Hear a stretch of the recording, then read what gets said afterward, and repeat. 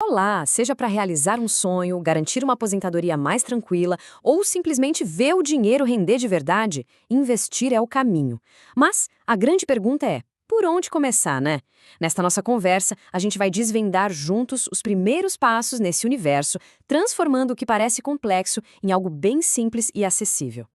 Vamos pensar um pouquinho. A primeira pergunta que a gente tem que se fazer é essa: aquele dinheiro, sabe, que se ganha com tanto esforço, ele está aí, trabalhando para gerar mais dinheiro, ou ele está parado, perdendo valor com o tempo?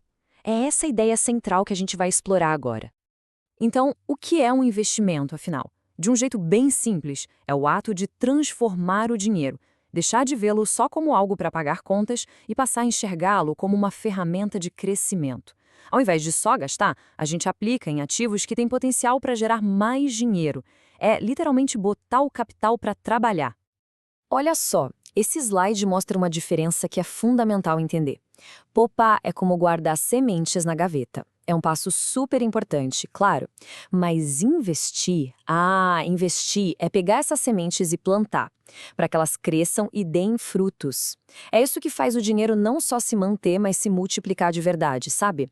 Ganhando da inflação e construindo um patrimônio real. A nossa jornada hoje está bem organizada em 5 etapas. A gente vai começar entendendo o porquê de tudo isso, depois vamos conhecer os dois grandes universos de investimento, aí cada um vai poder descobrir seu perfil de investidor, vamos aprender uma estratégia de sucesso e o mais importante, traçar um plano de ação para começar hoje mesmo. Vamos lá para a nossa primeira parte, então, o despertar do dinheiro.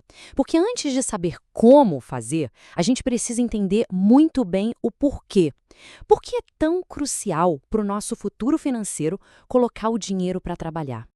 Agora, a gente entra no coração da nossa análise, os dois grandes mundos do investimento. Entender a diferença básica entre renda fixa e renda variável é a base de tudo, é o que permite tomar decisões inteligentes e que fazem sentido com os nossos objetivos. A renda fixa funciona mais ou menos como um empréstimo. Pensa que alguém está emprestando dinheiro para uma instituição bem grande, tipo um banco ou até o governo. E, em troca, eles se comprometem a devolver esse valor com juros. A palavra-chave aqui, olha só, é previsibilidade. A gente já sabe desde o comecinho qual vai ser a regra do jogo, qual vai ser o retorno. Agora, na renda variável, a lógica muda completamente. Aqui ninguém está emprestando dinheiro, está se tornando sócio. Sócio de empresas, dono de um pedacinho de um imóvel, de um negócio. O retorno aqui não é garantido. Ele varia com o mercado. Mas é exatamente aí, nessa variação, que mora o potencial de um crescimento muito, mas muito maior.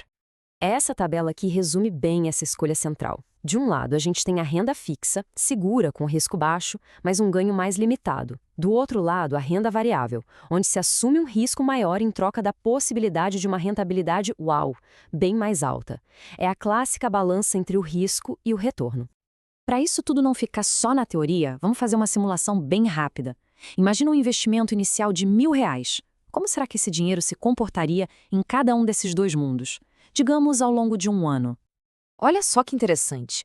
Depois de um ano, na renda fixa, aqueles R$ 1.000 poderiam virar uns 1.110, um crescimento estável, previsível. Já na renda variável, o cenário é uma montanha-russa. Eles poderiam se transformar em 1.300 num ano bom, mas também poderiam cair para 800 num período de baixa. Isso mostra na prática aquela troca entre potencial e risco que a gente falou. Bem, diante desses dois mundos, a pergunta que não quer calar é: qual caminho seguir então? A resposta, curiosamente, não está no mercado, está dentro de cada um. E isso nos leva direto para a nossa terceira parte: descobrir o perfil de investidor. No mercado, a gente costuma dividir em 3 perfis básicos. Tem o conservador, que a prioridade número 1 é a segurança do capital. O moderado, que busca um equilíbrio, sabe? Aceita um pouquinho de risco para ter um retorno melhor. E o arrojado, que tem o foco lá na frente, no longo prazo, e por isso tolera as subidas e descidas do mercado em busca do maior potencial de crescimento. Entender onde a gente se encaixa é o primeiro passo para montar uma carteira que faça sentido. Ok, com o perfil definido, a gente já tem o mapa. Agora a gente precisa da bússola, né? Vamos para a seção 4, então, para descobrir os princípios de uma estratégia de sucesso. Uma estratégia que funciona se apoia em 3 pilares bem simples, mas que são muito poderosos. Primeiro, diversificação. Sabe aquele ditado, nunca coloque todos os ovos na mesma cesta? É exatamente isso. Segundo, foco no longo prazo.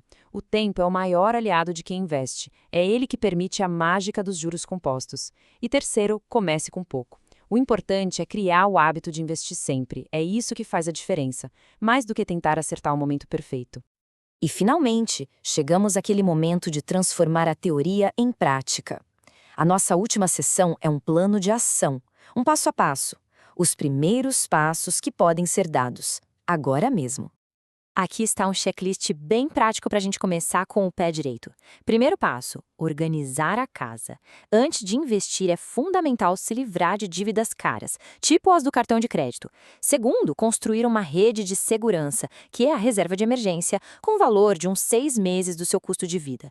E terceiro, um passo que nunca, nunca termina, continue estudando. Conhecimento é o ativo mais valioso de todos. E para a gente fechar, é muito importante guardar essa mensagem. Investir não é um esquema de enriquecimento da noite para o dia. É uma maratona, não uma corrida de 100 metros. O verdadeiro prêmio, no final, é a construção de segurança financeira e, com ela, a liberdade de poder fazer escolhas ao longo da vida. Com todo esse conhecimento em mãos, a pergunta final fica para reflexão. Qual vai ser o seu primeiro passo concreto nessa jornada? Lembre-se, a decisão de começar é o que transforma todo esse potencial em realidade.